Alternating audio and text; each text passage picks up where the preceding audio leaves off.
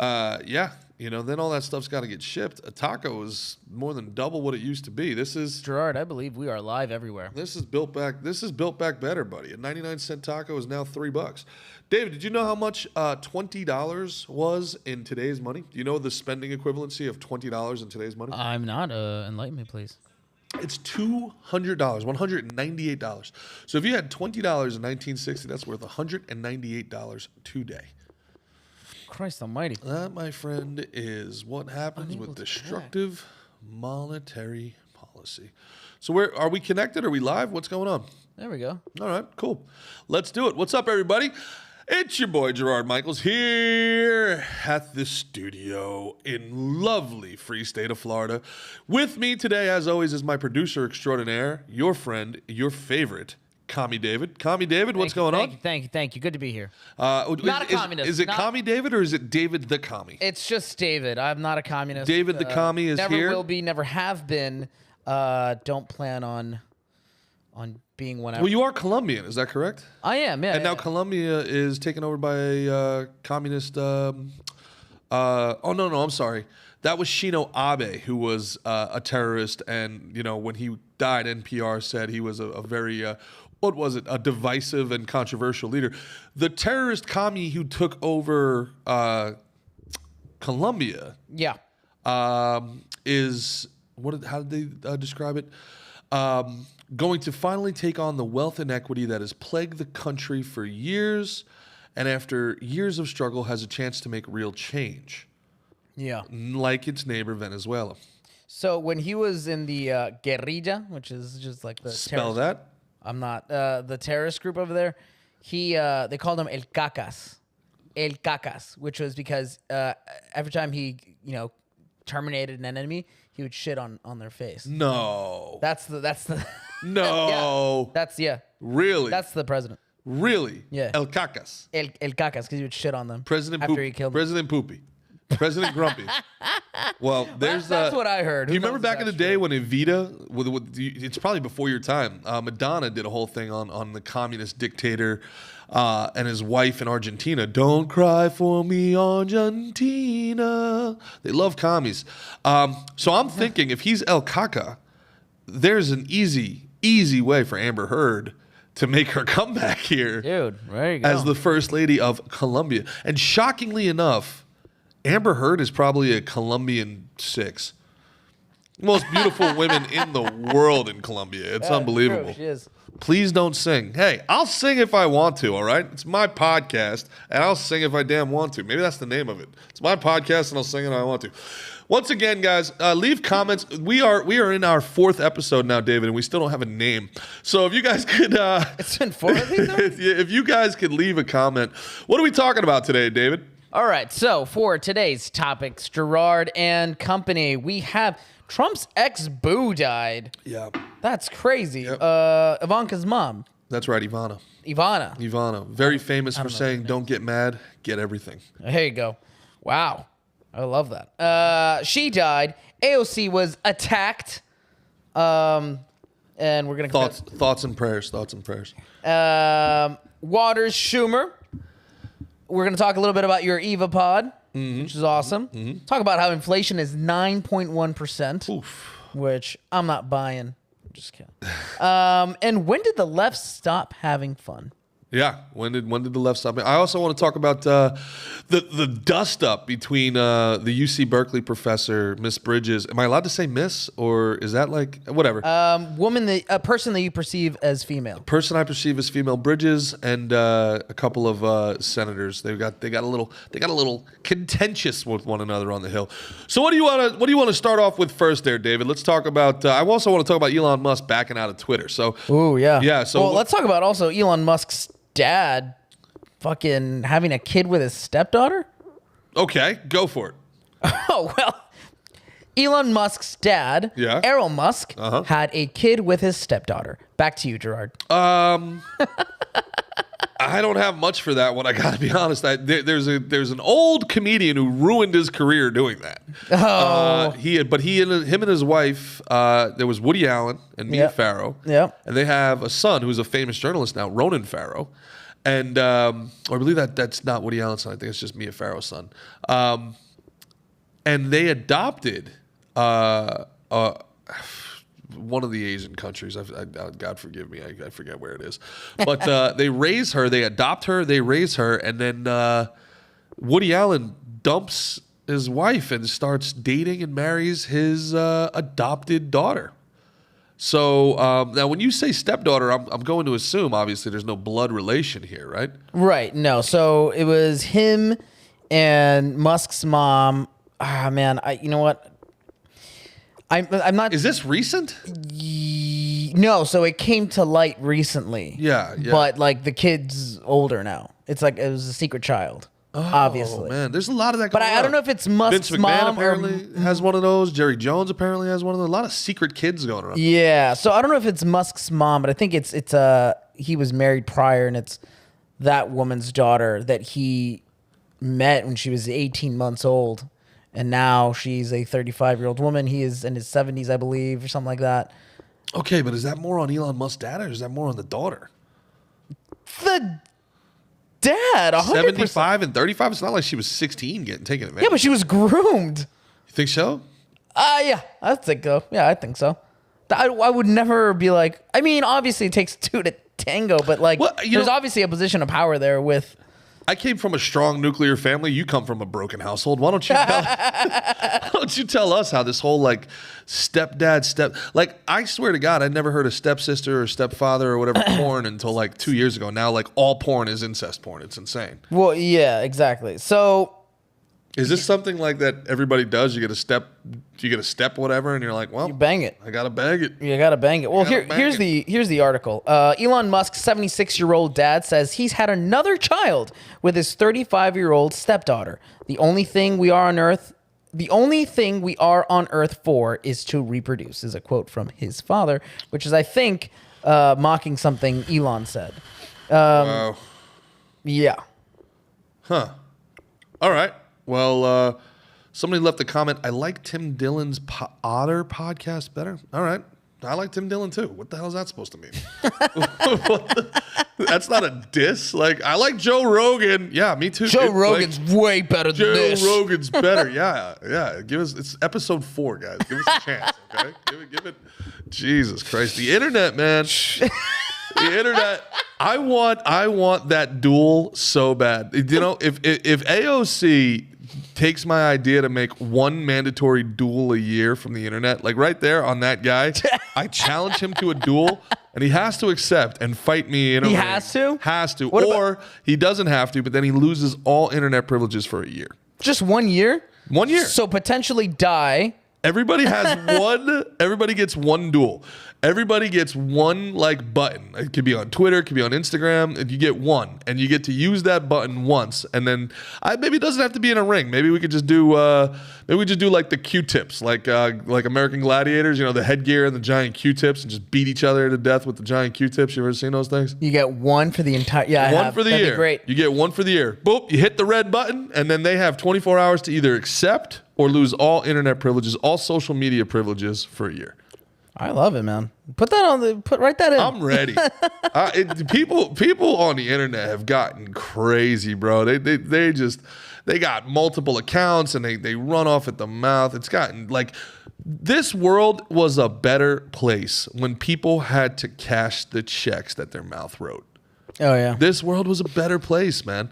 And speaking of, I got to give credit to I believe his name's Adam Stein99, who did the internet troll thing directly to AOC's face. Did you see this?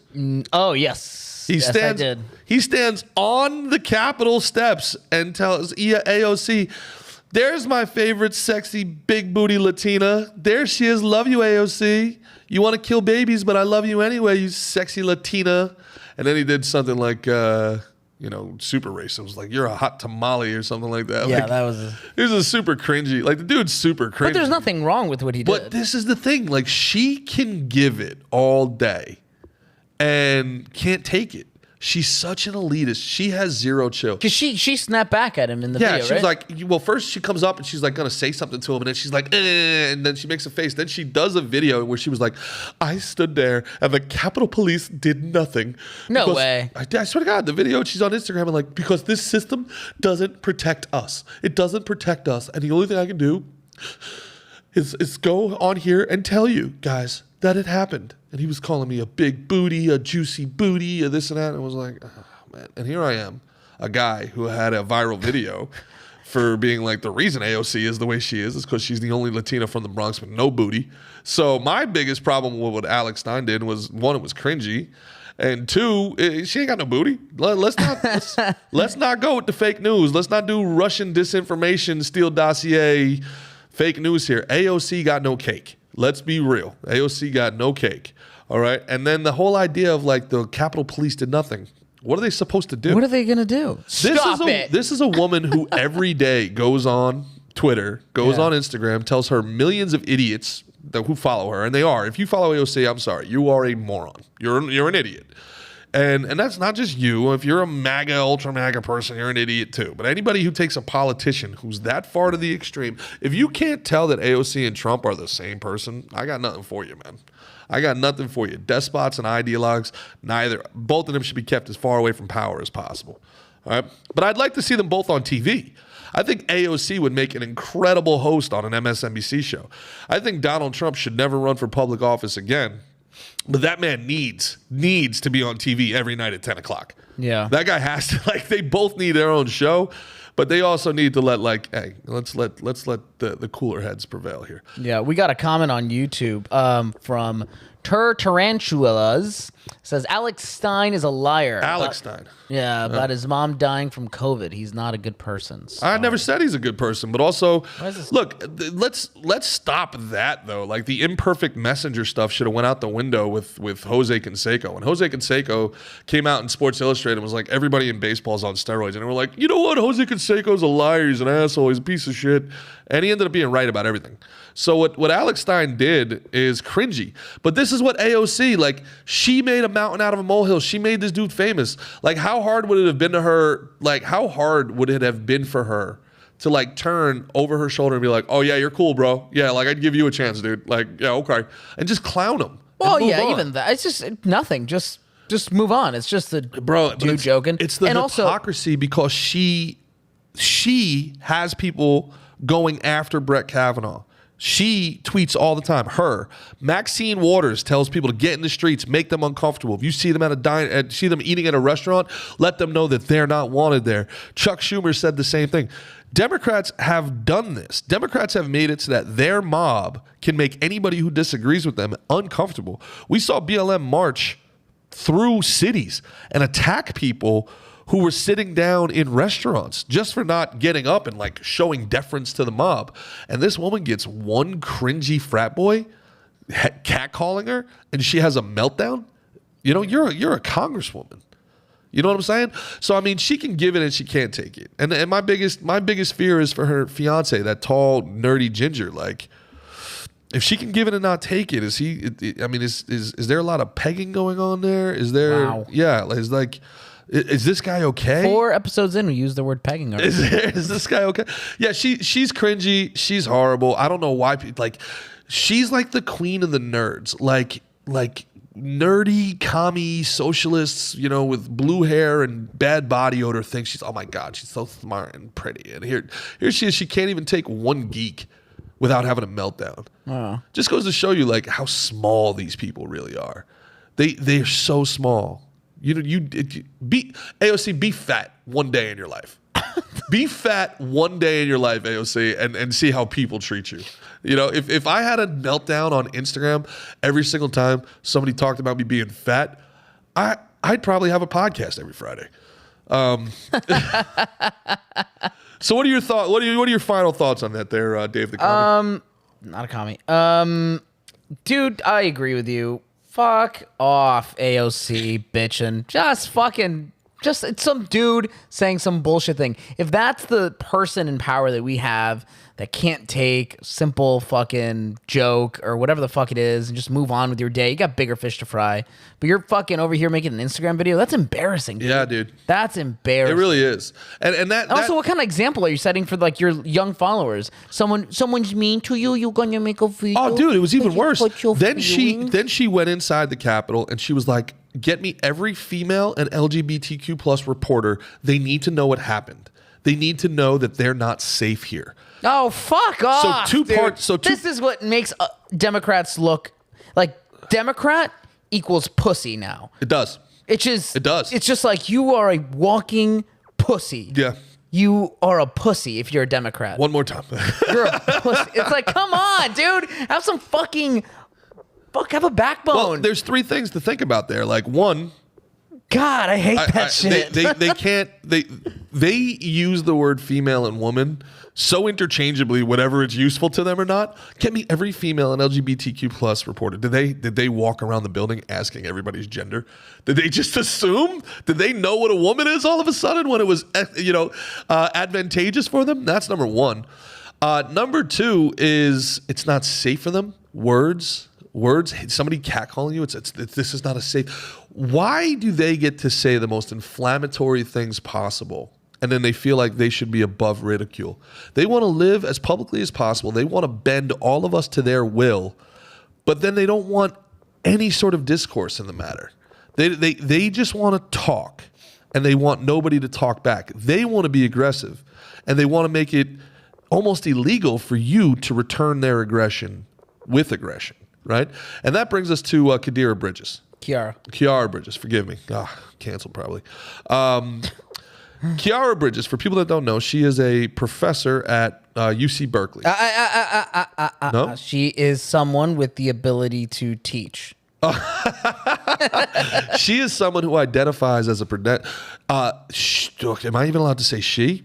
No. What is this language anymore? Khiara is a person who identifies as a professor at a place that identifies... No, this is impossible. I'm not doing it. Khiara Bridges is a damn professor with a vagina at the University of California, Berkeley, maybe the most liberal university on planet Earth, which is saying something like in and of itself.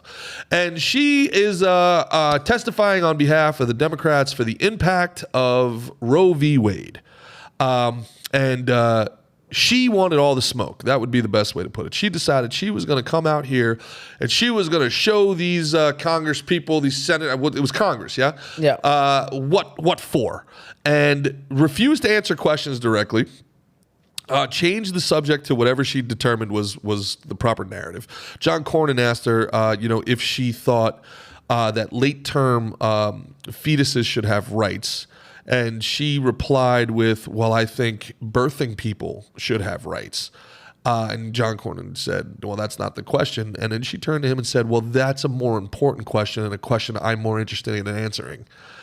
Okay. That's like the guy on TikTok that was like, Joe Rogan's, or what was it? Tim Dillon is a better podcast than this. Okay, well, that's not here or there, bitch. What? Okay.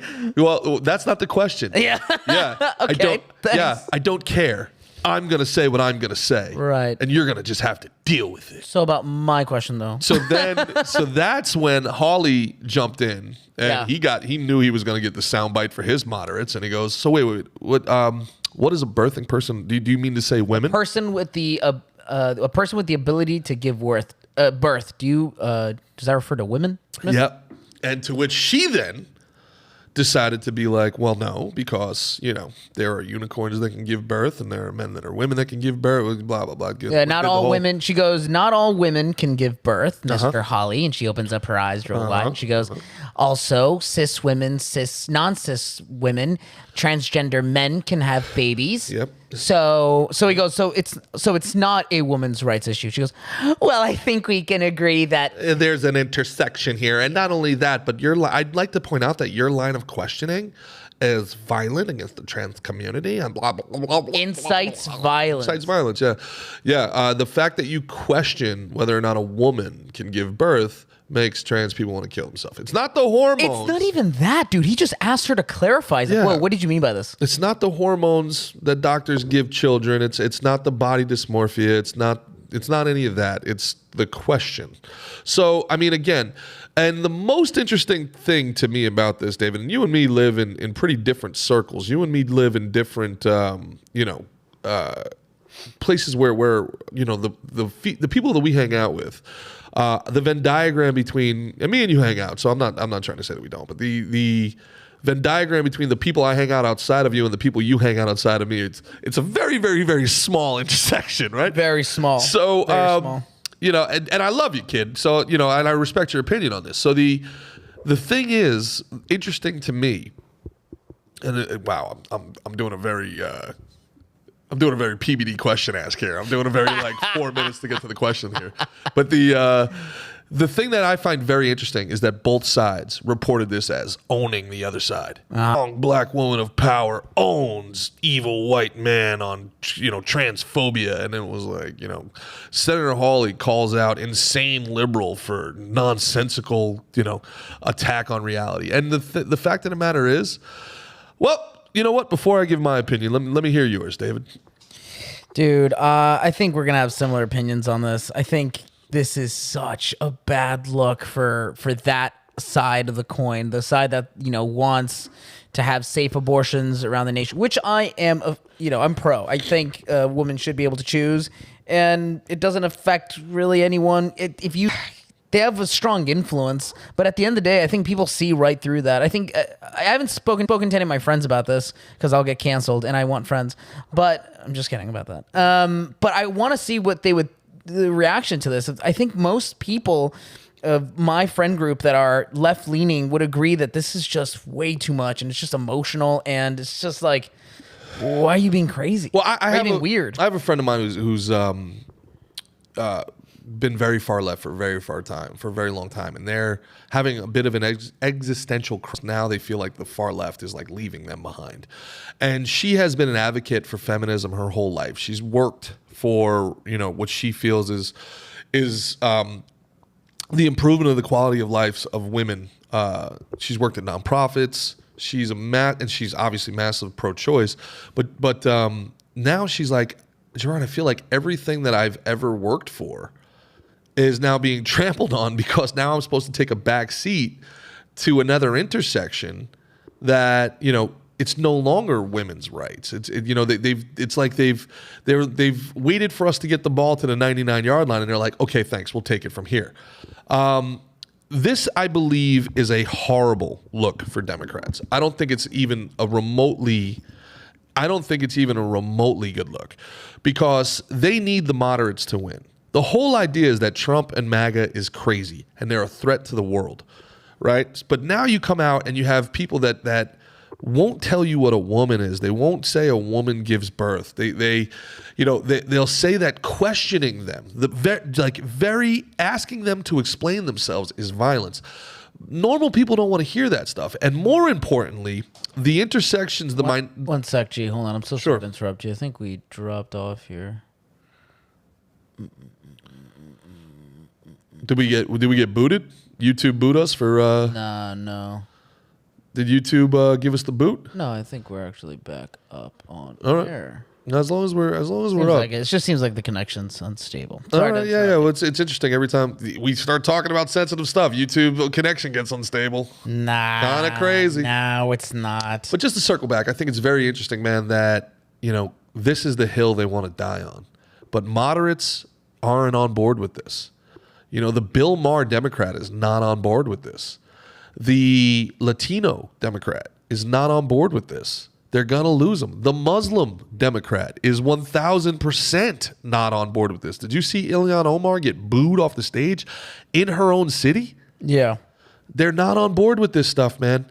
And, it's a very weird hill to die on. And there's an elitist aspect to it where how dare you question me?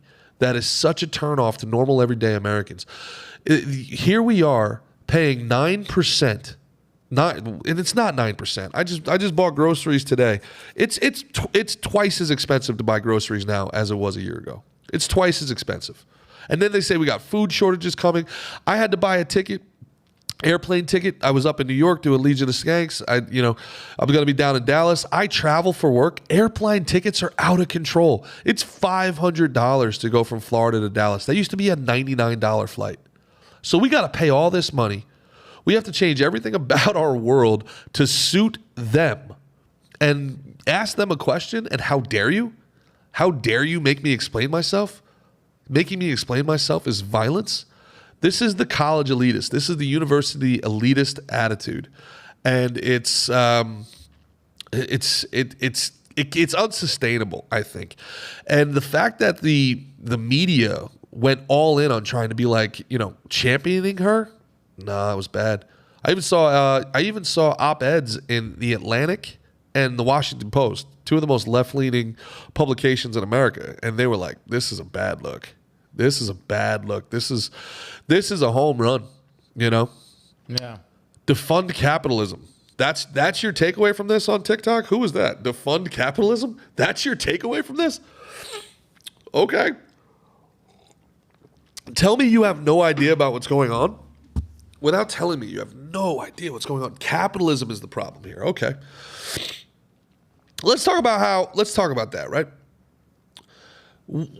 I was in New York this week, and Legion of Skanks was incredible. Big J. Okerson, Dave Smith, Louis J. Gomez. For people that don't follow, Legion of Skanks is great. The world's most offensive podcast. You guys should check it out. I was on there with Mickey Gall, promoting the rebrand of our podcast, The Slick and Thick, from MGGM show. And Dr. Drew Pinsky was on there too. And they were talking about how Dr. Drew had been in, all these circles for so long. He'd been on TV forever doing celebrity rehab. Everybody loved this guy. Then he came out and said nobody should be forced to take the vaccine.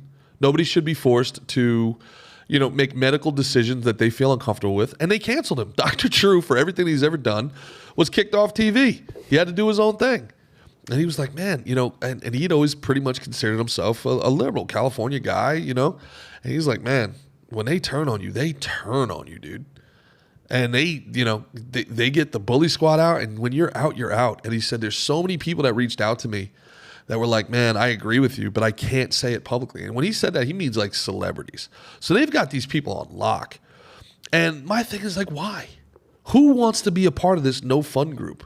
Who wants to be did you see the Royals had to send half their team to Toronto to play the Blue Jays because 10 people weren't allowed in Canada for not having been quote unquote vaccinated?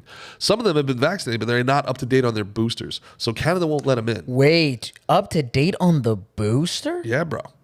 You're not considered, I don't think you're considered vaccinated in Canada unless you're up to 3 shots now. I could be wrong, but wait, dude, on the booster? That's the fucking additional one. Yeah, there's a guy, JT Realmuto, is a great catcher, one of the best catchers in the game, and they were talking about, what happens if, this is on the heels of Djokovic not going to play in the U.S. Open because he refused to get vaccinated. And Pierce Morgan and all these guys are like, you're giving a voice to the science deniers, blah, blah, blah. And Djokovic is sitting here like, dude, I am the number 1 tennis player in the world. I just won the hardest tennis tournament in the world. I'm healthy.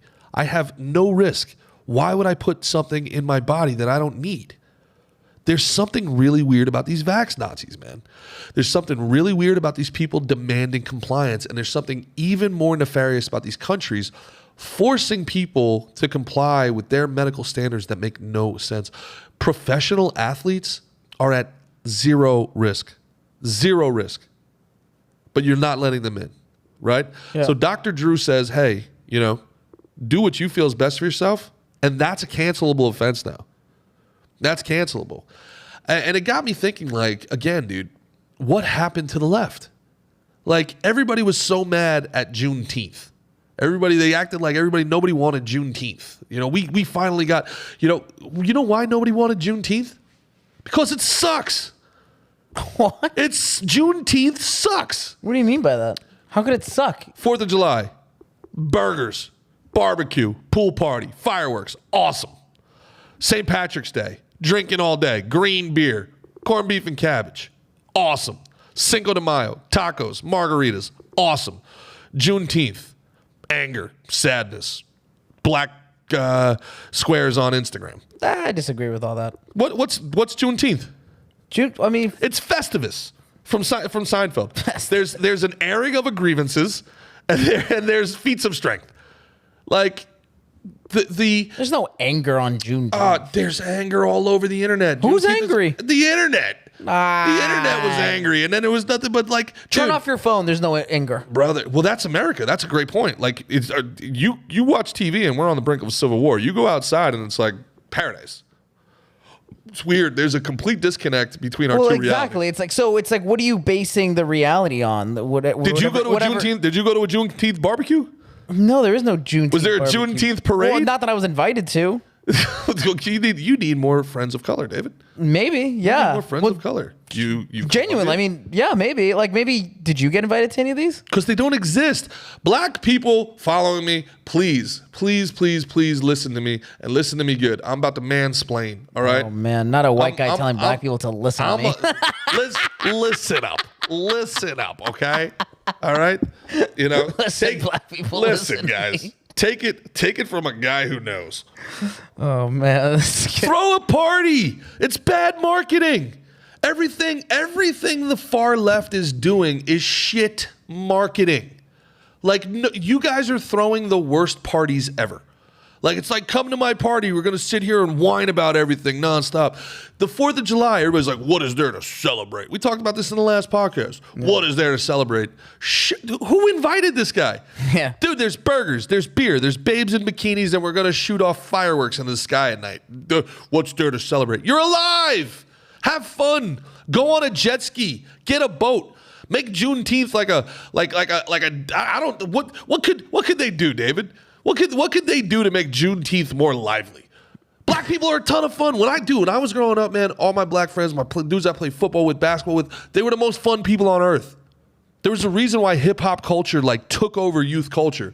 It was dancing, it was partying, it was F the man, it was lively, there was energy, there was music. Now everything is sadness and anger and grievances and demanding. I demand money and like marching and like that's the culture now.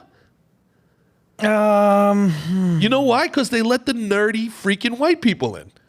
They're following for some reason. Black America is following in the footsteps of, angsty, angry, rich, liberal white people. You know who hates rich, liberal white people? Everybody. Everybody. You ever had a friend who went to an Ivy League school and you're like, man, I'm really happy that guy's home. Can't wait to have a beer with him. They suck. These people suck. I think I'd like to agree with what you're saying, G, but I think there's some differences between the holidays you're comparing it to. Because Juneteenth is like a racial holiday, right? It's very specific to black people. Because they made it that way. Well, while 4th of July, Cinco de Mayo, which is also like a white holiday, isn't really Mexican. These are all just like... What is Cinco de Mayo, David? Cinco de Mayo is not something Mexicans celebrate. It's something just celebrated here. They don't celebrate St. Patrick's Day in Ireland. Barely. Well, that's not true. They do celebrate St. Patrick's Day. They don't celebrate it with corned beef and cabbage, and they don't do green beer. They don't do green beer. No.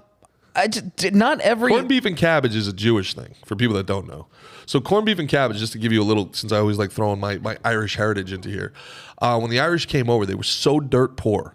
There was an actual political party formed to send the Irish and the Catholic Italians back. It's called the Know Nothing Party. You'll know it from Gangs of New York. Bill the Butcher was a Know Nothing. And they believed America should be for Native American. When they said Native Americans, by the way, Native Americans were the generations after the settlers. That's what they thought. So the Irish were kicked out, and now they were in the poorest areas, and there was no refrigeration. They couldn't store food. So the Jews who had come first took them into the tenements and they became the friends, and they taught them how to salt their meat and keep their meats longer. And they, you know, and I hate MAGA people so much more. Okay, yeah, I get it, but you gotta, it's not about hating people, it's about understanding that they're the same people. You got, oh my God, anyway.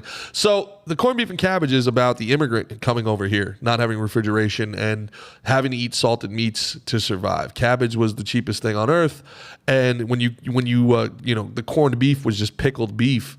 That would, you know, it wouldn't go bad, so you can eat it for months on end, essentially, right? Yeah. So that's where that comes from.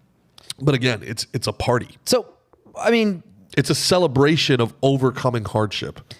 It's a celebration, right? Which there are like Juneteenth parties and there are Juneteenth parades that you and I don't know any of them. Makes sense because we're white dudes. That's not true. I'm a white dude. There was a big Times Square Juneteenth celebration. I've been to the Puerto Rican Day Parade.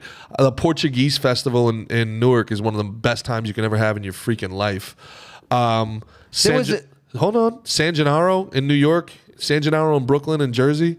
Again, you know, festivals, you're talking about music, you're talking games for the kids, you're talking Zeppelis and fried food. It's fun. It's not about an airing of the grievances. It's not about, you know, shoving it in the world. This is my thing. Every culture ever in history has had to overcome hardship. Slavery, indentured servitude, was the actual starting point for almost all of us. We were all owned by a feudal lord. We were all probably slaves at some point. Where does the word slave come from, David? No clue. It comes from the Slavic people. Actually, I didn't know that. Yeah. It's the Slavic people. The Romans and the Greeks used to head north and be like, hey, what are you guys doing? You want to come work for us for free forever? Right? Jews, slaves, everybody. This is not to discount what happened to black Americans. It's not to discount what happened to people. All I'm saying is that if you want people to be on board with you, and this goes back to what happened at the Capitol with Khiara and what happened with AOC. Dude, you're not winning anybody over by A, thinking you're better than everybody, B, thinking that you're owed something, C, acting like nobody can question you ever for any time, and D, always bring in the negative. Always starting with the how dare you, who do you think you are, and not being like, yeah, buddy, come on, let's have a beer, let's party. What is the leftist party? The leftist only parties when they can A, kill babies, or B, when they're able to steal an election. No. Yeah, they were out there. Pandemic shut everybody down. Look up right now. Look up Chuck Schumer sharing bottles of champagne in the city streets of New York. Everybody going around hugging each other, kissing each other in the teeth of the pandemic that they told us that was the worst pandemic in history and everybody was going to die if you didn't wear 2 freaking masks. They're passing around bottles of champagne after Trump lost. Look at it. They're so full of shit. They're so full of shit. All they care about is their power. They're narcissists. That's the problem. Everybody's Irish on St. Patrick's Day. Everybody. Everybody feels Mexican on Cinco de Mayo. And then there's that asshole that's like, this is cultural appropriation. Shut up. It's a party. Shut up. Enough of these people. Enough. Where's the party, man? Why do I want to be associated with this? Why do I want to learn more about your culture if everything is bad, bad, bad, negative, negative, bad, bad, bad? No, no. How long do you want to be there? Well, you have to do it out of some like sense of guilt or duty. I don't have that. I don't have that. There was a giant Juneteenth celebration with hundreds of people in Times Square last year. Or this year, actually. Hundreds of people in Times Square is not giant. Well, it's a lot for no parties and a holiday full of anger and gloom that you're painting it as. There's 10,000 people in Times Square every moment of every day. Parade. Members of the Victory Dancers Crenshaw District Dance Team perform at Lyman Park Juneteenth Festival in Los Angeles on Saturday, June 18th. I disagree with you. I don't know. How are you disagreeing with that? That's an actual fact of an event that happened. Yeah, but dude, you're talking. What was there, like a food truck? No, it was a giant festival. Okay. So tell me how I celebrate Juneteenth. What do I do? You look into it and you're like, where are Juneteenth celebrations? Since you know, you tell me. What do I do? So do I throw a shamrock on? Do I? So listen, I'm not like an avid Juneteenth. Do I have to do if I want to celebrate Juneteenth? Do I have to wear a dashiki and sit on a knee all day like Nancy Pelosi? I don't know, but if we Google like Juneteenth celebration near me, oh okay, this giant parade. Let me go to it. There you go. That's how you celebrate it. Sure. And do what? Well, you'll find out when you get there. Because it's a giant party. all I saw online was no, it wasn't a giant party. All I saw online I was. wish I could pull this up. It was a giant party. Pull it up. I can't pull it up, mate. Shit. It was this like cultural dancers. There was parades. You want to go to a party? But why do you want to believe so badly that it was? You want to go to a party? Go to Halloween on Greenwich Village. That's a party. All right. But why do you want? You want to go to a party? Check out St. Patrick's Day in Savannah. All right. Even after I'm telling you of all these like festivals and celebrations, you still want it to be like a festival. I can I don't call it a festival. A party in the back. I can throw a party in the backyard and be like and hand out Bibles and do a reading from the First Testament and call it the G Festival. It doesn't mean it was a party, man. Well, I mean, what makes a party then? Did you see all the boats out on the Intercoastal during 4th of July? There was a bunch of people at this park dancing and having a good time, enjoying food and music. Good for them. They're a good start. That's a good start. Okay. Because 99% of everything I saw about Juneteenth was using Juneteenth to shit on the 4th of July. Well, it depends on what lens you're looking through, right? Like if your social media is full of people like that, then yeah, that's all you're going to see. But whereas if you engulf yourself in that culture and you look that shit up. It's what's trending on Twitter. Are you pushing back just for the sake of pushing back? No, I'm really not because it's what's trending on Twitter. I'm pushing back because it's like it's not just like a holiday full of people angry and bah. Like kind of is, bro. It kind of isn't, bro. There's parties and celebrations for it too. What's the Juneteenth fair? What's the Juneteenth? If I get invited to my buddy's Juneteenth party, what am I bringing over? You ask him. I don't know. If I get invited to Yom Kippur for some reason, I don't know what the fuck I'm bringing. Do you know what you're bringing? Yeah, I do. What are you bringing? I'm bringing Manischewitz wine. Okay, see, I didn't know. Yeah, culture yourself, David. Culture yourself, Gerard. Go to a Juneteenth parade. I don't need to go to a Juneteenth parade. You do. You think it's full of anger. They don't exist. They exist, Gerard. They don't. Look it up. Name me one Juneteenth bar crawl, and I will go. There's bar crawl. Not everything is white trash, Gerard. I've been to a Cinco de Mayo bar crawl. I've been to... That's a whitewash holiday. Did you know, both in the battle, speaking of Irish and Mexican history and how the Irish are the Mexicans of Europe, did you know Irish battalions actually fought against America in both... what was the one with Davy Crockett? The Alamo, and they fought for the Mexican independence in Cinco de Mayo. Although Cinco de Mayo is not Mexican independence, it's the celebration of a battle. Yeah, it's a battle. Yeah, even Mexicans are like, why are you celebrating? Who gives a shit? Who gives a shit, man? You don't go to work today. There's two things I know about Mexico. Wow, that's a bad accent. That was yours bad. Is way better. Yeah. There's one thing I know about Mexico. There's one thing I know about Mexico is everyone sounds a bit like Conor McGregor. Yeah. No, two things Mexicans know is that Cinco de Mayo is a made-up holiday here in America, and that AOC got no cake. So that's what we know. Let's go to the comments before we move on. What do you got? What do they think about Juneteenth? Am I wrong? If I'm wrong, prove it. Prove it.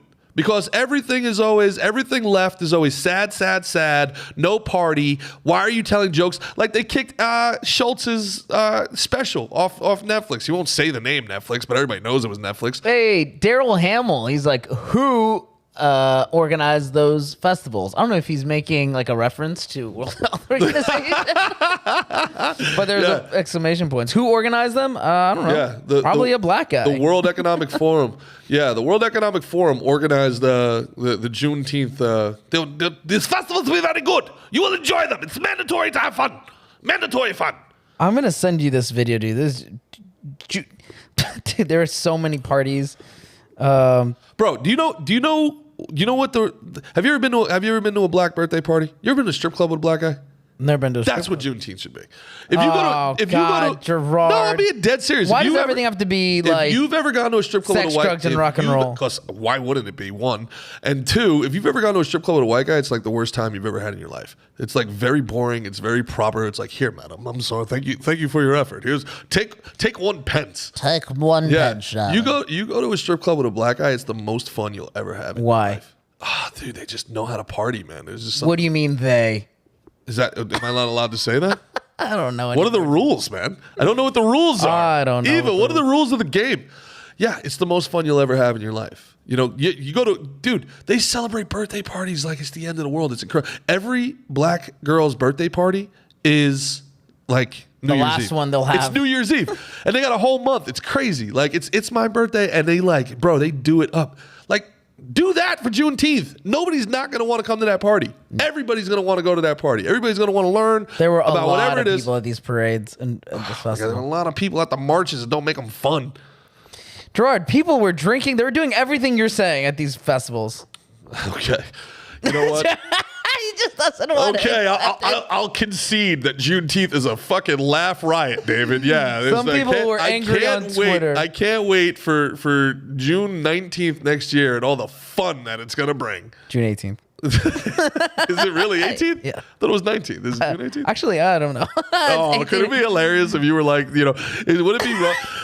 Maybe all the parties were on the 18th and I'm standing there like in the middle of the street on the 19th like, this festival sucks. Dude, that's, yeah. Juneteenth. It's a happy holiday. Yeah. Cool. So what do we got in the comments? Let's see. On YouTube, or I'm sorry, on Facebook, Lindy Louise. Thinking for oneself makes you cancelable now. It's pathetic. I think that's in reference to Dr. Drew. Yeah. Again, Daryl Hamill. You must have more poison in you to be allowed to play ball here. Disgusting. Lindy Louise. I agree. What was that? You must have more poison in you to be allowed to play ball here. Yeah, it's crazy, right? It's insane. Professional athletes. So we got the AOC. What do you think about Elon Musk pulling out of Twitter?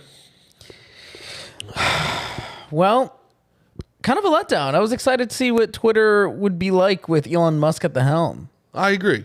That would have been, it's fun. It's like seeing what, a certain director directing your favorite franchise. Yeah. What I really wanted was like, oh, give me that algorithm. Tell me what they've been doing. Tell me. I want it so bad. Yeah, that would have caused way too much chaos. I don't think he would have done that anyway. Oh, he would have 100% did it. I think that's the whole Not reason. if it, I don't think if it causes like a crazy frenzy, like it's going to throw people into mayhem. Well, it's hilarious to me that everybody in the world was like, this is a threat to our democracy. Elon Musk can buy Twitter. And now he pulls out and they're like, Elon Musk can just not buy Twitter. This is insane. Throw him in jail. Dude, these people are nuts. These people are nuts, man. Who are these people? Wait, people are upset because he can't buy Twitter? Yeah, the same people that were upset he could buy it. Why? Because they're nuts. They literally just do what George Takei tells them to do. like the Democrats tell George Takei what to tweet, and then he tweets it, and then everybody's like, "Yep, this is what we believe now." Maybe it's like the It's like the anchovies from SpongeBob. Yeah. Do you know how you get a new Apple update on your phone? Yeah. All these leftists get a new Democrat update like every 24 hours. And Here's what we believe in now. That's it. This is what we're doing. But dude. Oh, jeez. Nick S. on YouTube. The celebrations, Juneteenth reference, the celebrations I saw involved Walgreens and theft. Jesus Christ. That's a little much, but yeah. That's actually a good time. I mean, that would be a better time than just bitching and moaning. No one constantly. was, I mean, some people were bitching. People were Jesus too Christ, busy. David, they were bitching nonstop. Come on, man. Okay, mark my words. In a year, we're going to make a vlog. You and me at a Juneteenth party. I want to be invited. Change my mind. You don't have to be invited. You can Change just my go mind. to it. I'll go to it. Change my mind.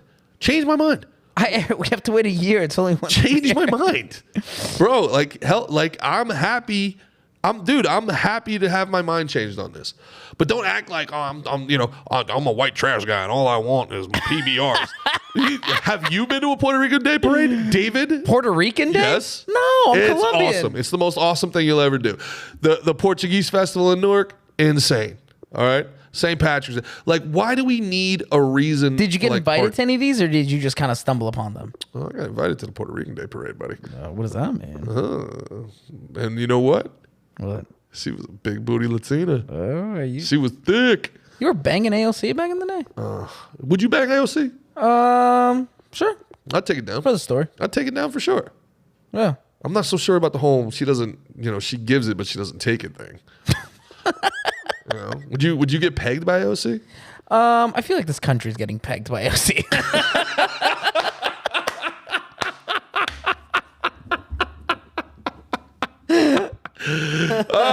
Touche. It is true though. I mean, think about it. The Green New Deal. You think this is what the congressmen talk about? Like right before the whole thing, they're like, "Did you fuck AOC?"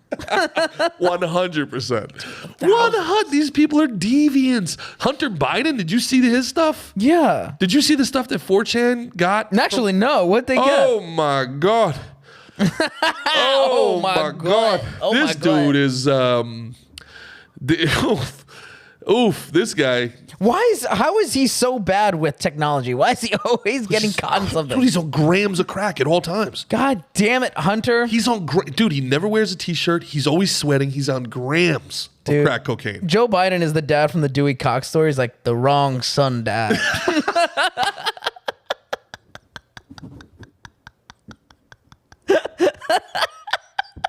100%. 100%, dude. Wrong son dad. That's a short clip. It's insane. But dude, going back, like AOC pegging the country is 100% true. That's like not even a joke. You remember when she came out with the Green New Deal? Yeah. And everybody was like, this is the dumbest shit ever. And she like retracted it. Yeah. And it turns out that came directly from the WEF. It's like literally word for word from the World Economic Forum on green energy. And even though we all panned it and we're like, this is so stupid, line by line, they're implementing it right now. They just don't call it that anymore, and they're not even waiting for votes. They're just doing it. Well, they wanted to get rid of industrial farmlands being eaten up all over the world. Oh, they wanted to get rid of beef, specifically in meat consumption. Beef is 10 times as expensive as it was 3 years ago. Like 8 times, I believe, is actually true. It's air travel. They want to get rid of air travel. They want all high speed rail. It's 33% more expensive to fly at this time this year than this time last year. 33%. All right, and I'm telling you, for somebody that flies once a week for like his whole life, basically his whole adult life, it's never been worse in the airports. It's literally never been worse. Customer service is as bad as ever. Flights do not take off on time. They do not land on time. There are delays. There are outright cancellations, and the prices are through the roof. And it's weird that every single thing, isn't it odd that every single thing that they wanted gone in the Green New Deal is now still legal, but prohibitively expensive? Isn't that strange? Isn't that weird? What do we got on TikTok? I see a lot of comments and I can't read them. So what do we got going on TikTok? Actually, I just joined back in, so I actually can't see it either. Poorly produced. Yeah. All right. Well, we're running low on devices here. Yeah. How long have we been on for? We gotta be on. Oh, we gotta be up to an hour actually. Yeah, 50 close, minutes. Right? All right. So what else was on Biden's Hunter Biden's laptop? Bro, it's just the dude's in a trap house nonstop. he's dude, Chet Hanks. He's smacking around hookers. He's arguing with them about stealing crack from him. He has little crack rocks on scales. Oh, where's my other grams? So he's cool. yeah. This is the president of the United States. No way to compromise this guy. You know what I mean? There's no way that there's any way to blackmail Hunter and Joe Biden here. God. There's no way to compromise that family, huh? Jesus. You know, this guy Joe Biden authored the omnibus crime bill, the most comprehensive drug bill in America. Yeah. This guy put hundreds of thousands of people away for drug crimes, and his son is running around with a cell phone, crack rock, guns, hookers. Can you imagine being in jail for 20 years for selling weed And right now you're looking at the world and weed is legal and the president's son is a crackhead. Yeah. President's son is a crackhead. The president's son what is a the fuck is crackhead, happening? But you're in jail. Dude, this is all like butterfly effect shit. Like someone went back in time, like farted in a library, and this is the fucking now president's son's a crackhead. Yeah, dude. Like legit crackhead. Dude. But you know, again, like these people, they're better than you. They're better than you. You got to understand that, David. They went to Ivy League schools. They went to law school. They're so much smarter than you. Excuse my ignorance. Where is Hunter Biden right now? Where is he? Like, is he like in a cave in Iraq, like Osama bin Laden or something? Dude, like, I guarantee you, the Secret Service has that dude on such lockdown right now because everybody in the world has to be like, "Hey, Hunter." Like, can you imagine China being like, "We should get somebody inside with Hunter. You want some quack? We got cracking. We got quack right here. We got cocaine and hookers." Come here, buddy. Hey, buddy. Hey, who's a good hunter? Who's a good? Hey, so listen, we want 5 million gallons of gasoline from your strategic reserves, or you know, we're gonna go ahead and put a. Now, here's the craziest thing. Do you know what Hunter Biden apparently, if you believe the hack, do you know what he has his father's phone number saved as in his phone? I don't want to know. Big Daddy? I don't know. Pedo Peter. Pedo Peter. No. Yes. That's what old Hunter has the big guy saved in his phone as Pedo Peter. No, that's got to be that they made that up, dude. If I was on the opposite, fake news. No, it's apparently. Let's look it up. Let's look it up. When has the internet ever lied? Why don't you look up a Juneteenth parade while you're at it? Is it going to be cocaine and hookers? Pedo Peter. Can you imagine? You worked your entire life. You made top dog of you're president of the United States, only for your crackhead son to get his shit hacked, and it turns out he has you as Pedo Peter on his phone. Hunter Biden's iCloud account hack exposes wildly inappropriate content. That is according to Pedo Peter. Yeah. Who is Pedo Peter and why is he? Yeah, Hunter Biden lewd photos. Yeah, man. Check it out. The Adventures of Hunter Biden and Pedo Peter. Crazy that you would think journalists would want to like get to the bottom of this, right? But like people aren't even they're not even talking about the story. In fact, they talked about Tucker Carlson talking about the story. That has been one of my favorite techniques to watch over the last 2 years. I hate Tucker Carlson. People get so mad at me for talking about things instead of the things I'm talking about happening. You know, like that's been one of the wild things to like over the last 2 years. You know, as I've really delved into this corrupt monstrosity that we call a government, and decided to bet my career against the truth, it's amazing to me how many people have come at me in the DMs and have tried to cancel me for telling the truth about other people. Like, why are you worried about what I'm saying about them instead of about them, about what they're doing? It's wild. It's a wild aspect I never anticipated running into. Mm-hmm. Do you ever think it's maybe they think that you're misrepresenting it and that you're painting it in a light that it's not? I don't think there are some facts you're saying, but other things you're not. Okay, well, kind of like the Juneteenth thing. Sure. Then prove me wrong. Then feel free to comment. I don't delete comments. I don't censor people. Comment.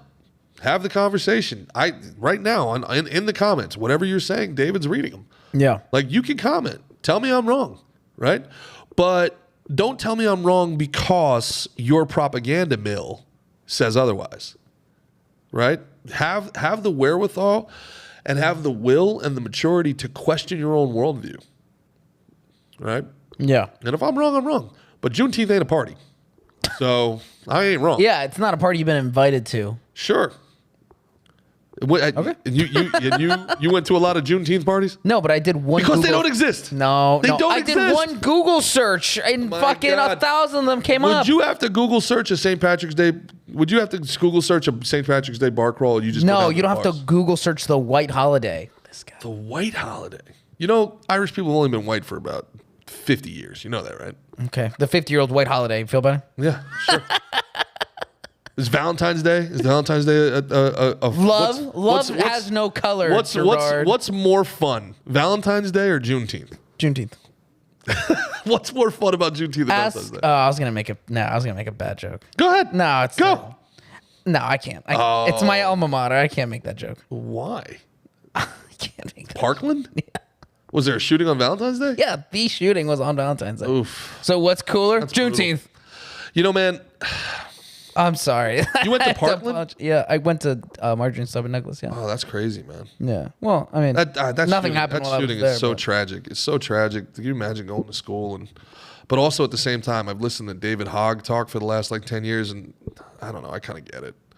I mean, you listen to not the last 10 years. That happened 2018. Anybody who ever heard David Hogg speak is like, oh, dude, you're judging a kid though, right? Like you're judging a child. You're not judging. How old is David Hogg? If he was 18 when this happened in 2018, he's like 21 now or something like that. I don't think you know how numbers work. I don't know. I'm doing quick maths, which I'm not good at, but nah, David Hogg sucks. He's in his early 20s, Gerard. Yeah, he's hard. Well, from the mouths of babes, they want 16-year-olds to vote, David. They throw up fucking Greta Thunberg to lecture me about enjoying myself. They fly Greta Thunberg in on a private fucking jet to tell the whole world we need to shut down because we're ruining her childhood. How dare you with climate change? Shut the fuck up. She has autism, Gerard. She has Asperger's, I think. She is the human embodiment of a Juneteenth party. Stop it. Stop it, behave. She's horrible. I'm gonna look up. I think Greta Thunberg does have some sort of Asperger's. Yeah, probably. We all do. So do I get to say that? Do I could get away with being an asshole? Yeah. It's still my right as an American to be an asshole. You do know that, right? Like she does have Asperger's. They don't. I thought it wasn't even called Asperger's anymore, David. I thought Asperger's was what's it called? A non-diplôme. Is it really Asperger's? Yeah, I believe that's just the name of it. I believe you're not allowed to call it Asperger's anymore. What are you supposed to call it? I don't know, but I was corrected once. So. No way. Yeah. You know, I was corrected by somebody I literally have never answered a text from ever again. Oof. Dude, because that's it. Dude, I have no. I'm like, I'm not gonna cancel you. I'm not gonna. You're just gone. That's it. Well, I was seeing this girl, Peace. and I said, I was like, oh, there's that homeless guy. Something about a homeless guy. She goes, he's not a homeless guy. I don't see a home around. She goes, he is a man experiencing homelessness. Okay. Oh, fuck off. That homeless guy. Anyway, that fucking homeless guy. Okay. So do you know what you are now? You are a girl experiencing walking because you have to get out of my car. Get out and walk. Yeah. Nah, bro. Like, I'm sick of... And it was every time I would say homeless guy. Dude, I'm absolutely sick of us having to be nice to people who are never nice to us. I'm sick and tired of us I agree with that. having to freaking bend the knee for these people. There's nothing that ever changes. They get off on it. They get off on the power. So enough already. Enough. No, I'm sorry. You know, how dare you? How dare you say that? Blow me. Move on. You don't like it? Change the channel. What else? We got. Speaking of, did you speak all these tolerant and happy people with Ivana's death? The wrong Trump died. I'd rather die than live knowing I married that man also. Like, these are the crazy. If you hate somebody you've never met so much that you will celebrate the death of their ex-wife, I don't think you're living this life right. And I also don't think I have to worry about offending you ever for anything. I think you're a horrible human and that your opinion on the world matters not one iota to me at all. I think that you've disqualified yourself from the conversation. I think when you celebrate the death of somebody you've never met's ex-wife, who you've also never met, just because they were once associated with somebody that you hate 30 years ago, you're a garbage human. And I don't have to take your opinions with any weight. Yeah, but at the same time, it's like, it's kind of like, it's similar to the whole AOC thing, right? It's like, they're just words. Yeah. But also, like, do you think AOC should have to listen to Alex Stein? No. Do you think AOC should have to show respect and deference to Alex Stein? No. So then why should we have to show respect to these people who would do the same thing? They're Alex Stein. That's the thing. It's like I totally agree. I don't think there should be any sort of. No, there's like it's just. Oh, you have the. It's just games. It's just. You have the right to be an asshole. I hope everybody listening. To I agree. I hope everybody listening to this takes one thing away from our Friday rants and raves. Be yourself. It's your one life. Why would you be anything other than yourself? And if you are giving up your identity for the group identity, you are doing this wrong. Yeah. Be yourself. And part of being yourself is you do not have to tolerate bullshit. You do not have to tolerate nonsense. I was in New York. This is what got me the whole thing with like what happened with the left and fun. When I was growing up, Jersey City, Hoboken, New York was the most fun you could ever have in your life, David. I got out of the Yankee game on Tuesday night. Bro, Yeah. I don't know if you know much about New York, but we went to Billy's after the game, and then we stayed for about an hour. Dude, we had to go all the way down to freaking Hell's Kitchen from the Bronx. We had to go 100 streets before we found a restaurant and a bar that was open. It was midnight, man. We used to not even go out until midnight. We're driving 60 city blocks. I'm telling you, bro, we saw 20 people, maybe one person walking this block, one person walking that block. Midnight on the city, even on a Tuesday, used to be 4 or 5 people walking on the block at any given moment, nonstop, every block. The city is dead. Yeah. People want to say like, oh, it's the summer. It's Tuesday, bro. Yeah. The city's dead. And the places that are still open, you know, they're still doing COVID restrictions. You got half the people that's still wearing masks. The city's dead. And it's dead by lefty suicide. You know, and this is the thing. Like down here in Florida, you know, a Democrat's a moderate. I like Florida Democrats, right? You understand that if you spent any time in Manhattan, even you would be considered a Nazi. Yeah. So I mean, yeah. The place is dead. The left hates fun. There's no jokes. Who's going after jokes? The left. Who wants music taken down off Spotify, podcasts taken down off Spotify? The left. By the way, Crosby, Stills, and Nash came crawling back to Spotify. Did you see that? No, yeah. I saw that. We're never going to be on the same platform as that evil Joe Rogan. 5 minutes later. Excuse me. I'd like to come back and make some of this money, please, mate. Yeah, you're right, man. I mean, it's just before it was like the conservatives that wanted no fun. It's like, don't listen to that devil rock and roll music. Don't do any of that. And then it's just this big circle that do a 180. And now it's like the left's like, why are you offending that one person in the corner over there? Yeah. You should be ashamed. Yeah. With a full sprinkle of like insanity. Did you? I sent you this TikTok of this guy with his like camera guy. It was like a YouTuber, and they went into this library or whatever the fuck, and the employee comes I saw that. It was hilarious. She goes, "Excuse me, you can't videotape in here." And he goes, "Oh, he's not videotaping. He identifies as a camera." And she was so conflicted. She really identify as a camera? I don't think that line of questioning is appropriate. You're right. Okay. Yeah, she was so conflicted. She's like, "Do you really identify as a camera?" He goes, "Yes." She goes, "Okay." What do you want? You want? Well, stop it, woman. They can't videotape. He doesn't identify as a camera. Yeah, because people don't know that they're allowed to be an asshole. They can't. I can't offend you. I can't offend you. There's a sniper rifle dot on my forehead, isn't there? Exactly. You absolutely can, man. You absolutely can. Dude, that was insane to me. I was like, no. And I think that line of questioning is transphobic. My God, can you imagine if I had told my father, like grown up, hey, why'd the teacher call this afternoon? Frankly, that line of questioning is violence. Yeah. That line of questioning makes me feel threatened. And he's like, yeah, good. That's the point. I got a belt and I'm going to beat the shit out of you with it if the teacher ever calls again.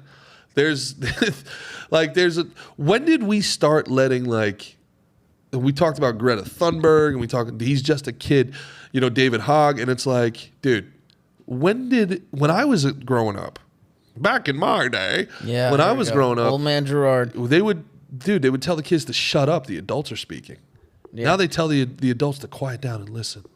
Well, that's true, though. I mean, even when I was growing up, it was very much like wait until the adults are done talking, and then you can say whatever your 2 cents. It's always wait. Because you don't know shit as a kid. Right. You don't know shit. Correct. It's just David Hogg was kind of put in this place of like, dude, it happened to me. I was there. This, that. But even then, I guess it is like a lot of power for someone that age and a lot of influence for someone that age. But it was at a time where the country was just sick and tired of, I mean, we still are, right? You would agree that you're kind of sick and tired of these school shootings? Oh, yeah, for sure. So it's at that time where all these school shootings were happening and no one was doing anything, the thoughts and prayers, and this one was the biggest one, and it was like, okay, fucking enough is enough. Mm-hmm. And it was the drama club that stood up and was like, we are going to do March for Our Lives because all our parents have a ton of money and power because we live in a very, very rich community. So we're going to do this huge thing, and it was in New York, I believe, March for Our Lives. So, and then David Hogg just became this fucking guy that was just the voice of that shooting. Yeah. Him and along with other people. But he was like the most... Imperfect messenger. Oh, yeah. He was kind of set up to fail. Imperfect messenger. You know, he is 22-year-old Beto O'Rourke. Yeah. You know? Again, man, but but also I'm the wrong guy. Maybe he speaks to certain people. I hate limousine liberals. But you can't I don't like them. I don't like them as people. I don't like anything that they stand for. What's a limousine liberal? A rich leftist. Oh, yeah. You know, the person who grew up going to private school, the person that's never been in the hood, the person that, you know, would never be caught dead in a dive bar, but, you know, they want all leftists. Yeah. Hey, whatever it takes. The type of person that works in Manhattan and thinks, yeah, no, catch and release is a good thing. You know, there's no reason to have criminals on bail. You know, they can't afford bail. It's like, well, they shouldn't do crimes. And if that happened in your neighborhood, you would move out. Yeah. If there was one stabbing, you wouldn't live in that neighborhood. If there was one stabbing at a Bogota, as Jill Biden calls it, if there was one stabbing in a Bronx Bogota, if there was if there was a stabbing at the Wawa down the street from your mansion, you would move. Yeah. So, I mean, I call it the over there progressive. I cannot stand the over there progressive. Yeah, exactly. I love black people as long as they're over there. I hate that person. Then when they run for office, their commercial is them with like their sleeves rolled up. Yeah, the person... dude, it's, you know, after Legion of Skanks, a dude came up to me, and it shouldn't matter, but whatever, I'll tell the story. The black dude came up to me and was like, bro, I've been following you for a while, and I gotta tell you, dude, just thank you for treating me like a human. I was like, you are a human, bro. Don't thank me for that. Get mad at other people who treat you like a house pet, who treat you like a plant that needs to be watered. Yeah. You know, these rich white girls on Twitter and Instagram act like, if, you know, like these are, like black people are pets that they need to feed. These are, dude. Yeah, any minority. You know? Any minority. Unless you're an Asian. Then no. They don't, you know, there's way too many Asians in college. Let's pump the brakes on the Asians. Oh yeah. You know, and you know, I said that to, well, I wasn't invited back to this party, but I said it to my sister's friend. My sister's friend is incredibly far left, and she was going on and on about brown people. You don't know what it's like to be a brown person. Meanwhile, you know, she's as milky white as it can possibly be. You don't know what it's like to be a brown person and have to fear for your life every day. I was like, oh yeah. You think a lot of Pakistanis are getting murdered in the streets out there? You think the cops are hunting down Indians? Or you think that the cops in the middle of the night when people are driving are able to ascertain whether or not this guy's a brown Pakistani or an African American? You can tell. How can you tell? You can tell. How? I don't know. You can tell. Bro, she got so red with anger at me. She got so mad. If she could have killed me with her eyes, if she was a mutant, she'd have murdered me. Oh, wow. Yeah. Which is also a hilarious superhero thing that you've never seen, like a trope. I think they did it one time. It was like, you know, my super ex-girlfriend or something like that. Oh, wow. My super ex-girlfriend. I remember that. As an adult, I remember watching that movie as a kid and being like, this is so dumb. As an adult, that's like the most honest superhero movie I need to rewatch that, dude. I watched that when I was... Can you imagine if your girlfriend ended up being like Supergirl and she can just spy on you whenever you want, you know? Oh, man. Check your phone, get mad at you, blow a hole through your head with your eyes. How long before you would die if your girlfriend had superpowers? Dude, this movie, holy shit! Yeah, I forgot about this movie. How long? How long would you make it if my ex-girlfriend had superpowers? Yeah. Oh, dude, we wouldn't be here right now. If your ex-girlfriend had superpowers, would you still be alive?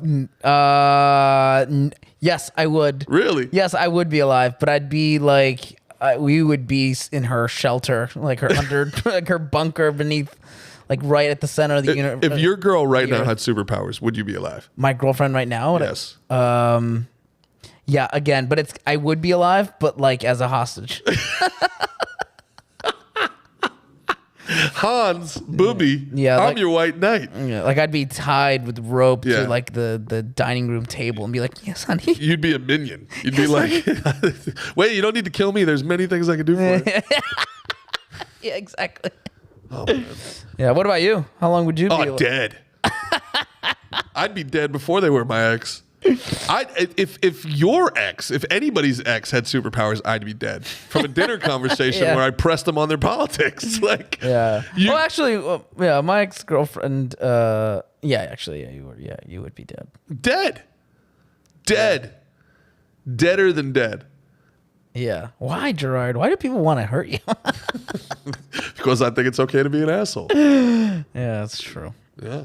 And then I'm much larger than them and I'm better at violence. So I'm like, all right, if you don't like me being an asshole, do something about it. Your non-essential tattoo's peeking out. Which is, have people seen it? Yeah. Why don't you show the people? Is it non-essential? The other one. Yeah, I don't even know where it is on my body. You imagine there's like a catastrophic event and they're sifting through bodies and they're like, we need the important people. And then they go through yours and they don't save you because it says non-essential. Imagine that they get the world that they want. They get their green new world, and everybody has an electric car that is hooked up to a central GPS system, and they lock everybody down, and they turn off your ability to charge the car. Well, dude, it's funny you say that. Like, yeah, They turn off your ability to use your ATM. They turn off your ability. You know, the smarter our houses get, the more technologically advanced our world becomes, the easier it becomes for them to centralize their power. tell that to Nancy Tran. Everything in her house is a fucking Alexa app connected. Her toothbrush connects to her phone. She told me about and she that. maps it out. Yeah. Yeah. She told me that I have the same the toothbrush. toothbrush has been Yeah, open, 2 for 1. just been turning on at 5 o'clock in the morning, and I'm like, that's weird. Like your toothbrush is like the shake weight from South Park. Like, it's been a long time since you put me inside you, Nancy. Exactly. I haven't been in your mouth in over 12 hours, Nancy. Ugh. Yeah, dude. Nah, dude. Imagine, you know, a world in the future where you're falsely accused of something and you're like, I'm getting out of here. And you go to hop in your Tesla to drive to the border, and the cop pulls up behind you. It doesn't have to pull you over. Just shut your car off. No car chases. No car chases. That'd be good. It's a better world, I guess. I was going to stop anyway. So. Yeah, it's a better world as long as you trust the government, as long as you trust the people in power, as long as you trust the people that are able to shut your car off. Yeah. You know, I mean, somebody like me who speaks out against the powerful all the time. You know, imagine if they could just shut my bank account off. Julian Assange. Look at what they're doing to Julian Assange. Julian Assange is going to die in prison for telling the truth. But none of the people that Edward Snowden or Julian Assange outed for literal war crimes have ever spent a day in jail. They've never even, the names of the contractors that stole $1 trillion from us in Afghanistan have never been named. They funnel money from the tax bases of Europe and America through these defense contractors, and they become wealthy off of our back. And then the people that perpetrate these crimes get away with it, while the people who report on the crimes spend their life in jail. That's a corruption, man. That's a corruption like with, you know, we as a society have to understand, like, you know, for all the outrage that we have constantly, isn't it weird that they point the outrage at us? We're always looking at each other and we're never looking at them. Like, do you even know who, like, name one defense contractor who's got billions of dollars killing people with our tax dollars? Can't. You know what I'm saying? Name one company that's profiteering off of all this shit while we sit here arguing with each other. We sit here mad at each other. But these companies are profiteering off of our anger, off of our distrust, off of our angst. If we would just focus on the true enemy, if we could actually coordinate, Focus on the true enemy. And I'll tell you how. You asked a great question last week. Like, is there any hope? Is there any hope for the future? Is it always just bad, bad, bad? And I think the hope is this, that enough people will get fed up that they'll see the common enemy as the global regime. You know, they'll see Joe Biden and the Biden crime family as minions of this global machine, the UN, the WHO, the World Economic Forum, you know, China, Russia, all of it, right? And what they'll do is just stop playing the game. Do you know how we win this game, David? We stop playing it. Stop paying your taxes. Stop paying your debts. Do you know how we can change this world? Like, change this world forever? How's that? If everybody decided for 90 days they weren't going to pay any debt, no credit card debt, no mortgages, no student loans, nothing. 90 days. Give the banks, give the governments zero income. We'd make some changes. If even 10% of the country did that, we'd make some serious changes. Right? But if only one or two people do it, they're going to end up in jail. But instead of millions of people marching, instead of those millions of people marching against each other, if everybody went on a debt strike, if everybody stopped paying, if millions of people across America, if millions of people across the world stopped paying their taxes, if everybody decided for 1 year we weren't going to pay taxes, right? The government shut down for 2 years, gave themselves a raise, and we're still paying taxes. They took money from us in a stimulus. They've given us a 9.1% inflation, which basically steals everybody's savings. The stock market's at an all-time low, and we got to pay taxes. Can you imagine getting railroaded like this? If this was a TV that you bought at Walmart and it had cracks all over it, you would return this TV. Yeah. If you bought the U.S. government at Walmart, you would return it and get your money back. But instead, we always got to pay more. I say we stop paying. Nothing will change as long as the powerful are in power. You want the powerful to start hearing what you're saying? Start pulling the plug. Start take the money away. Take the money away. That's what I would do. That's how I would start it. How many people would have to jump on that before you started? Like, what, you know, like, when would you get on that train? I bet you it's surprisingly low. Oh, when I get on the train? Oh, I'd get on the train from day one. But I bet you how many. So if I told you tomorrow, don't pay your debts, I'm not paying mine, you'd get on that train with me? If everybody, no, I wouldn't. But if that's what I'm saying, like, how many people? No, but how do you coordinate that? If I knew how to, David, if I knew how to coordinate that, if I thought I had the capacity to coordinate that, I would have done it already. Because that's how you can make actual change. The way you can make actual change without a revolution, look, the old ways are gone. You're not going to storm the castle anymore, man. You're not going to storm the castle. They put a 60-year-old woman with cancer in jail for January 6th. She's going to do 60 days in jail for walking through the Capitol on January 6th. You believe that shit? 60-year-old woman with cancer has to spend 60 days in jail for walking through the Capitol. She's an insurgent. It's insanity. Right? I mean, So the system can't stand. But what are you going to do? You're going to raise an army and you're going to storm the Capitol? What are you going to be, Caesar? Cross the Rubicon? Can't happen. Can't happen anymore. The world's different. Same way the globalists are taking over America without firing a single bullet, right? This is how you fight back. You stop paying them. How many people were misplaced during Katrina? Because Katrina was like the last straw before the housing crisis, right? Like Katrina was the canary in the coal mine that caused the insurances and the mortgages to fail everywhere, wasn't it? Yeah.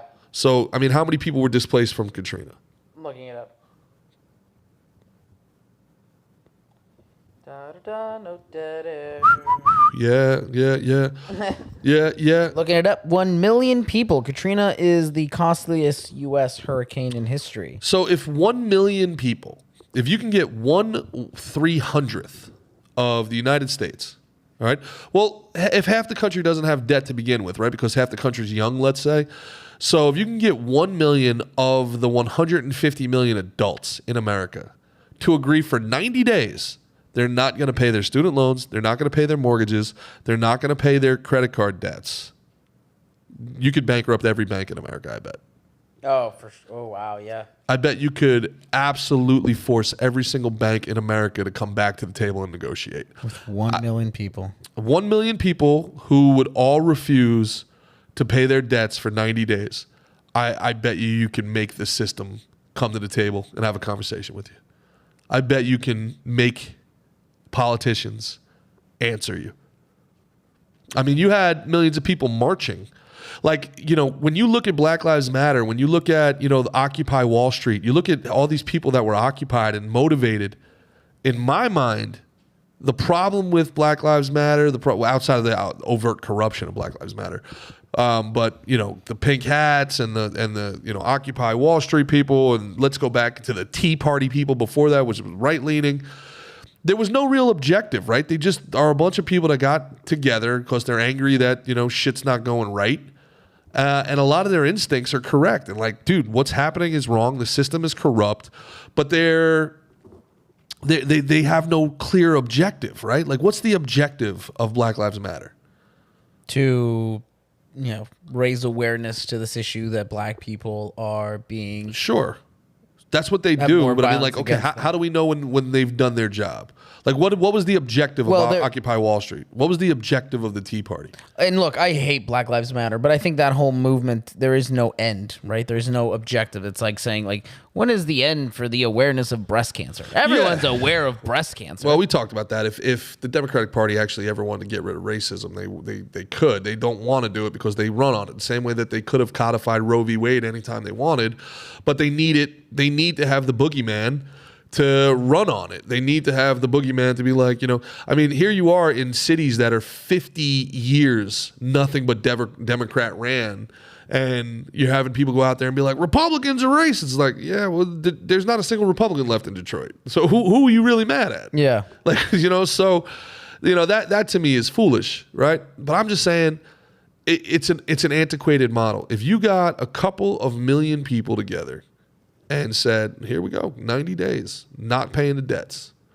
Everybody takes out whatever cash they can, cash advance all your cards, do whatever, so you have cash on hand, so your cards don't get turned off, you know, especially in blue states where you can't get evicted, you know, where they got 6 months to 12 months where people can't get evicted. You know, what's the worst that happen? Your credit score goes down, but if everybody's credit score goes down, who cares? Everybody gets on board, and you stop giving the banks and the government the money. That's how you make change. That's it. Right there.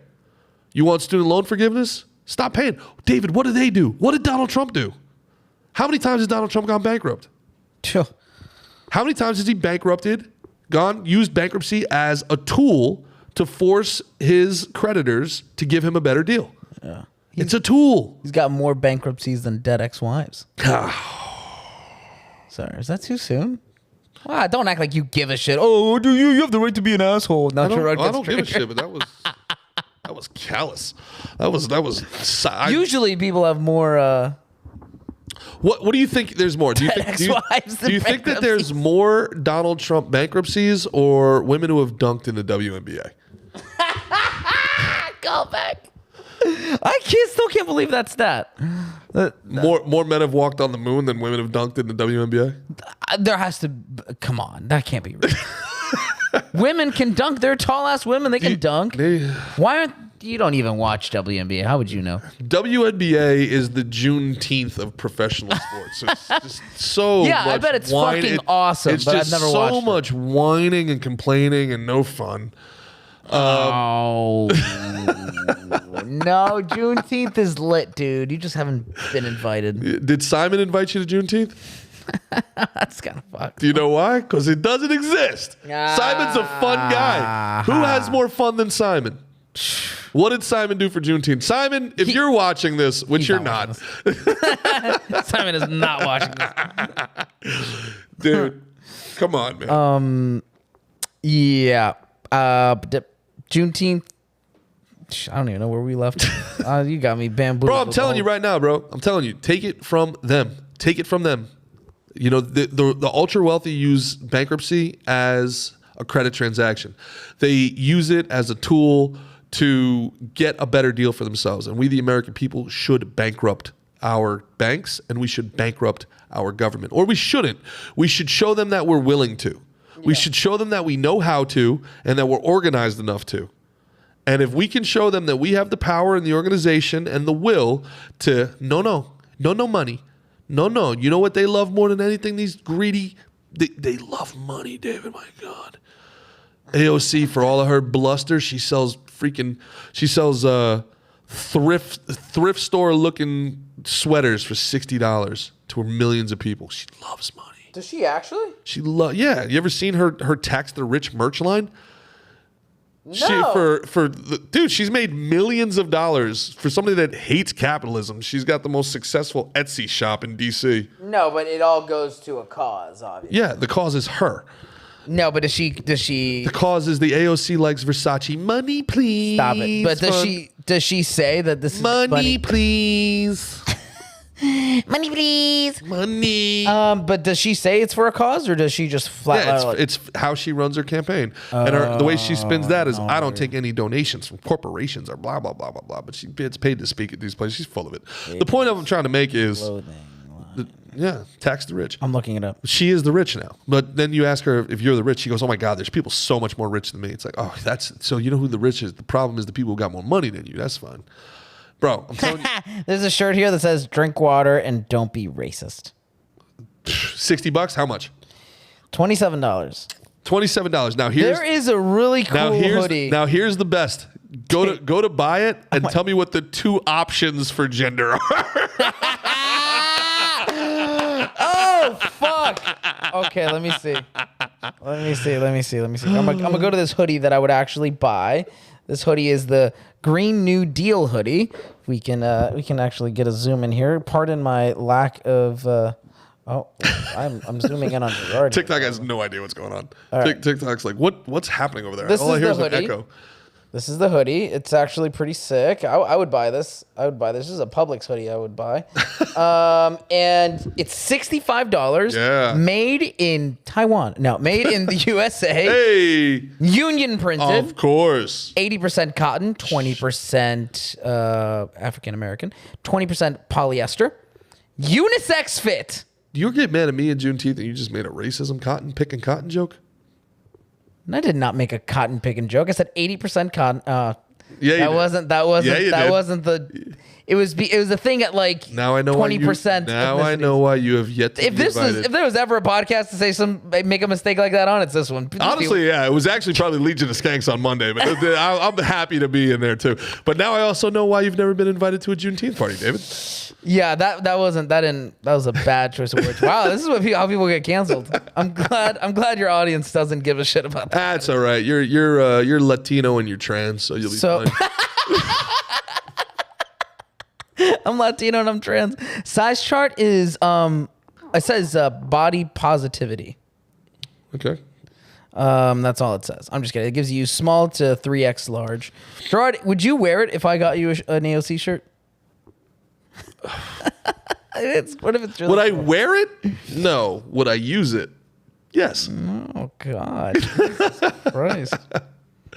Yeah, man. I'm gonna get you one of these. Yeah. You have to wear it on the next one. $58. I'll tell you what. I'll wear that if you wear a Cristiano Ronaldo Manchester United jersey. Yeah, we don't have to go that far, right? I'm just saying. No. How about Liverpool? No. Why would I ever do that? Chelsea. CFC, baby. All right. We're limping to the barn here, buddy. What do we want to finish up with before I do my plugs? Let's get a couple comments, too. I see some comments over there. But, wow, thank you guys for commenting. I'm seeing a ton of comments here on Facebook, on TikTok, on YouTube. This doesn't work without you guys. You guys are the best, man. Really, really appreciate it. AOC on TikTok, I see, I can't see what the guy's name is, but he says, AOC is pure, uncut, unfiltered cringe. Yeah, I tend to agree with you, bro. It's just the elitist crap. I'm so sick of their elitist bullshit. Yeah. I went to an Ivy League school. Everybody does. Like going to college, is that even like a thing that people are like super proud of anymore? I mean, I almost feel like people go to college and get dumber. Like, I'd much rather have a conversation with an electrician than somebody who's like third God, year. no. Those people are idiots. Have you ever had Electrician? one? I'm just kidding. Yeah. No, What we I'd got? rather have a conversation with a college grad, Gerard. No, of course. Of course. Yep. Lindy Louise. Apparently the Pedo Pete thing is something from a movie. It is after Peter Henderson from some movie, she says. Okay. Well, that's good. It's good to know that the President of the United States is named Pedo Pete for, any reason. She also says around 1995, things started going downhill. Seems like even 2000s weren't too bad. So No, it's very clear to me. To me, the very, very, very, very clear. There's been two lines of demarcation that have changed kind of everything. 9/11 in 2001, the Patriot Act that was signed after that gave the military-industrial complex unprecedented power and turned us into the police state and made us, part of this global military cabal, essentially. And that's the same people that are running it today. Biden loved the Patriot Act. Dick Cheney loved the Patriot Act. This is the Donald Rumsfeld. This is, the thing is that, people like me despise a one world government. People like Dick Cheney and Joe Biden love the concept of a one world government because they have the arrogance to think that they're going to run it. You see, the DC establishment is not afraid of global federalism because they think it's going to empower them, right? So 9/11 and the Patriot Act is number one. Number two was Obama's second term, which, what was that, David? Was that 2012? Obama's second term? Yeah, so Obama was losing. Yeah, 12. Obama had a really bad first term. People don't remember, but Obama's first term was very bad. He spent the first 2 years with a supermajority. After the Bush years, everybody wanted nothing to do with Republicans. I mean, you could have ran anybody against McCain and they would have won. But after Obama, 2 years of getting literally nothing done, so much Chicago politics, paying off people, Rod Blagojevich getting caught, selling Obama's Senate seat, spending $700 million on the Obamacare website that didn't work and it went to a donor. So much corruption. And then the Democrats were mad at him because he kept the Bush tax cuts and he kept the corporate bailouts. And, all he cared about was pushing Obamacare. And as it turned out, Obamacare turned out to be nothing more than a slush fund for urban areas, schools and hospitals, which now there's no real difference between the two because the schools have the hospitals. Took all this government money to buy up all this land and gentrify these areas and, make Democratic stronghold stronger. He was losing to Mitt Romney, pretty badly. And I'm ultra familiar with this because at the time I was in the Christie administration and Christie got killed after Sandy. He gave Obama a hug and he did all these things and everybody was like, oh man, he's helping Obama get elected. It was like he was just trying to help the people of Jersey. But Romney ran the worst campaign imaginable, let binders full of women let the media frame him as a sexist and all this stuff. And Obama decided to pull all the stops out for his reelection, take the gloves off. He went all in on identity politics. He made a deal with all the socialists and the Bernie Sanders and the extreme left wing. In 2011, Bernie Sanders was seen as a joke. The far left wing, the socialist, the Democratic Socialist was a joke. They were fringe. They were like the crazy uncle from freaking Vermont. They were like, I guess they'll vote for him. He was an outcast. A lot of times the Democrats wouldn't even let him caucus with them. Wow. He was an independent at certain times. He was seen as a lunatic along the lines of like Ralph Nader and the Green Party. Like he was fringe. And Obama made a deal with all those guys to, hey, we're going to give you a voice. We're going to give the socialists a real voice. We're going to take a ton of money from China, which he did. Yeah. We're going to take a ton of money for our campaign, and we're going to go so heavy into identity politics. So it got to a point where, like, Romney is this Mormon white guy from Utah, and it's like, well, the only reason you don't like Obama isn't because, inflation's through the roof and we're in a freaking another recession and this guy hasn't gotten anything done, and only thing he's gotten done is everything we didn't like Bush for. Yeah. It became, oh, you don't like him because you like the white guy. You couldn't disagree with Obama without being called racist. And it worked. And he won re-election, and he did it in an amazing comeback. He was down like 10 points in the polls. I want to say, like, dude, a month out of the election. People don't remember. Obama's second term was looking very, very unlikely, and he stormed back in the second and the third debate, and obviously he won re-election. But he took the top off of the bottle with identity politics and with socialism, and then Hillary came after that and was like, well, I'm just going to do what Obama did. And instead of, if you disagree with me, it's not that you hate black people, it's now you hate women. And so you had 2 campaigns in a row that it had nothing to do with ideas or what the country is about or how the country can move forward. It's all about who you are and are you on my team or not. So we had 9/11, which took the power away from the people and put it into the corporations, especially the military corporations. And then we had Obama's second campaign into Hillary's campaign, where now we've had 3 campaigns in a row. That's 12, well, about to be 10 years. So it's 10 full years, 2012 to 2022, of basically a culture war. We've had a culture war in America, basically a civil war in many ways, about our immutable characteristics. And we're seeing it now come to a head with this intersectionality. So, yeah. Was it better in the 90s and the 2000s? Yeah, it was, because we had a common enemy. It was Russia, and we won. And there was prosperity, and Democrats and Republicans got along. The best the world has ever been in my lifetime was with Newt Gingrich running Congress, a Republican, and with Bill Clinton at the presidency.